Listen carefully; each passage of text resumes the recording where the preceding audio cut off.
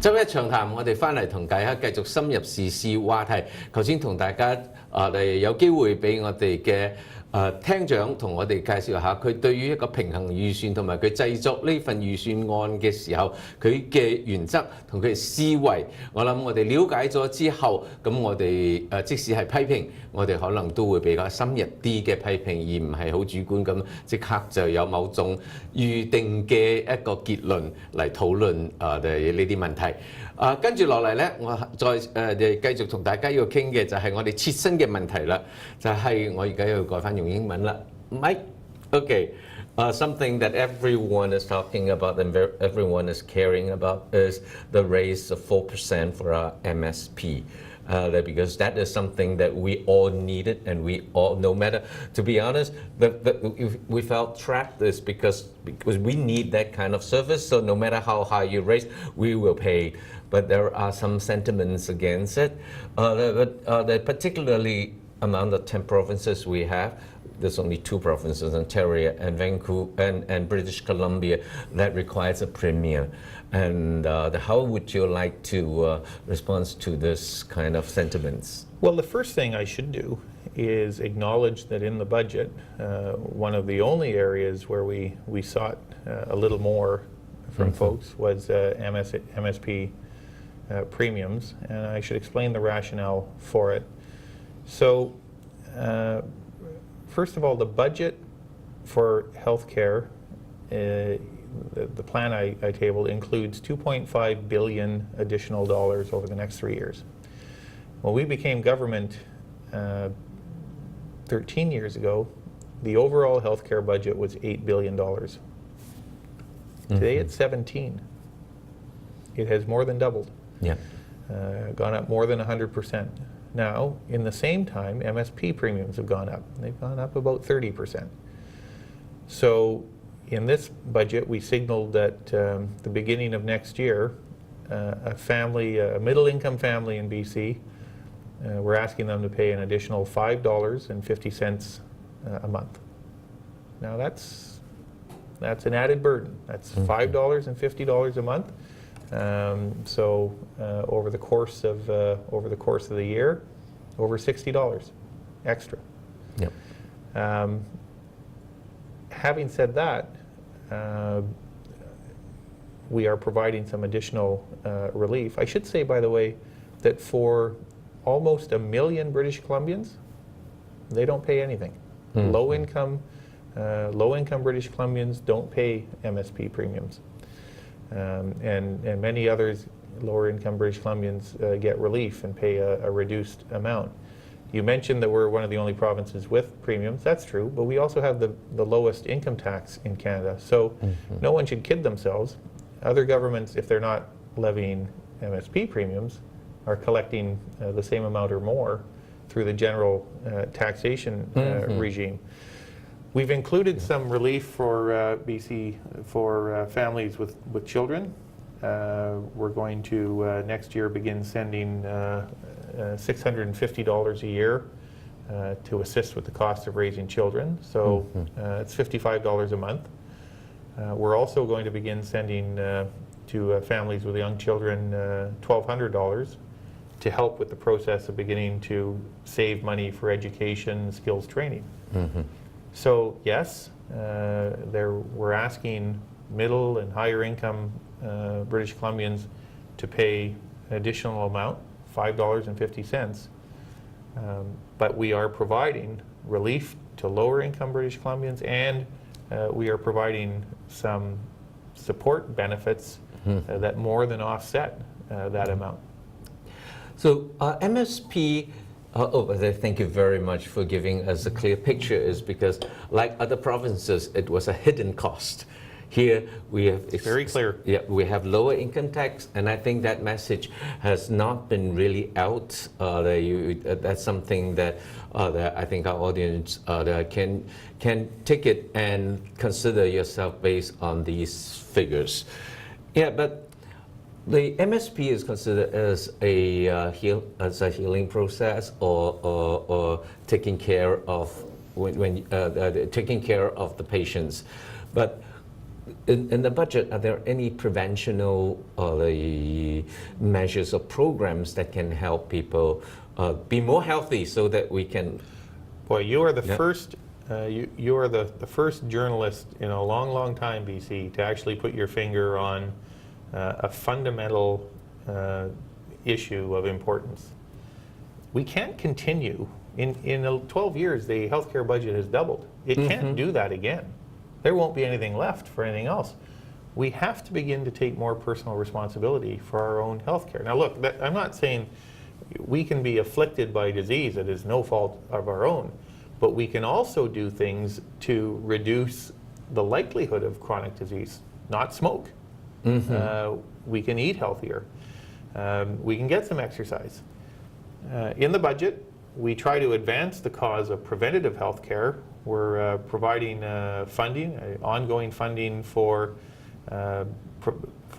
healthy eating programs, like providing free fruit and vegetable and milk products to children in schools. We are continuing to provide smoking cessation products free of charge to people. We are continuing to fund youth activity programs, participation, to promote healthy exercise. We've just seen a few weeks ago that remarkable spectacle that is the Olympics that 4 years ago happened here, and celebrate our athletes, and our Paralympic athletes are still at it. But there's things that we can do ourselves. The government is in the budget supporting that, because we have MSP premiums. For all the money we spend on healthcare, all of that $17 billion plus, MSP premiums account for less than 12% of those costs. We have publicly funded healthcare, BC, but it's not free. So it is really important to focus more on the preventive. Now let's move on to something that also a lot of critics and people are talking about is that it gives us an impression that we are relying a lot on the LNG. But the LNG, as we said, that they provided that 250 million annually revenue will happen roughly 6 years after the LNG export terminal gets up, and the Malaysians, probably our first investment, will not come. Any decision will not be made until late 2014, and other will be in the mid-decades to make decisions. And during this process, it seems that the government has been emphasizing a lot about the benefits of LNG and all the investment that we're putting in. The big question here is, are we putting too many eggs in one basket in this whole financial, particularly in balancing the books? I'm glad you asked the question, because it allows me to say clearly to our audience and emphatically, no. The 3-year fiscal plan that I've tabled relies to no extent on LNG revenue. We've booked no additional revenue from LNG taxes, because our analysis says that we are entering a period now of achieving final decisions, final investment decisions, and then a construction phase. And the model of the tax that we've proposed on LNG production only applies once production has started. So balancing our books, our modest surpluses, don't in any way rely on LNG revenues in the short term. Having said that, this is an extraordinary opportunity. We are talking about investments of 10, 20, 30, $34 billion that will create jobs and provide a lasting legacy of employment opportunity and benefits to communities across British Columbia. Your question about putting eggs in a basket, I would ask people to look at the progress we have made over the last 12 or 13 years in diversifying our trade market. We were previously, like most Canadian provinces, overly dependent on one market to the south, the US.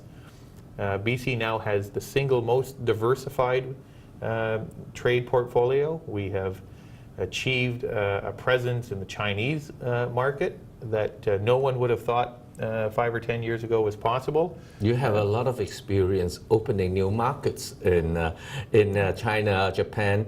So how do you apply this experience in your current endeavor? Opportunity, having a nose for opportunity, and I don't take credit for this, it's a team effort. But even in financing our borrowing in some of the projects, opportunity. So we became, a few months ago, the first Western government to issue bonds into the renminbi market. That has registered in a huge way. When Minister Teresa Watt and Premier Clark went to China a few weeks after I was there on the bond issue, instantly there was interest in British Columbia because we're an active player and the first active player in their financial markets and their effort to ultimately internationalize their currency, the renminbi. And here's my prediction, BC. In the months and years ahead, you are, I predict, going to see Chinese financial institutions show a marked preference for establishing a presence in Canada and North America from a base here in Vancouver. Yeah, I think we all know that it's starting. Like there are certain banks, national big banks, has already get the Chinese Agricultural Bank of China. They have their headquarters here, and I think that is paying off. So today we are really happy that our Minister of Finance is here to share the principles, the philosophies, the thoughts, and also what his parents has taught him when he was a child. And you know, before I close the show, I would like to say that Mr. Mike Dion has a very, very complete portfolio and political career, which he was the Minister of the Health, Minister of Forestry, Minister of Labor, and also the Attorney General. So he has a very broad picture. Today we are not providing a stage for him to perform, but rather I think it is important that we have the chance to understand what he taught, why he comes to this, and then we can come up with some constructive and key criticism for the government to improve. That's democracy. That's the essence of democracy, BC. But it's been a great delight, great honor for me to be here on the program with you, with your many viewers. Thank you. 謝謝。謝謝。我哋周一長談，今日同大家傾下2014年省預算案廳長佢對於點樣去準備呢一份預算案佢嘅一啲思維，我諗我哋聽咗之後唔一定需要完全接受，但係我相信我哋希望能夠我哋從今以後提出嘅批評或也好建議也好，都能夠了解到佢嘅政策係從何而來，我諗大家會有個比較健康啲嘅對談。多謝大家，周一長談，我係黎拔街 BC Lee， 下個禮拜再見 ，Thank you。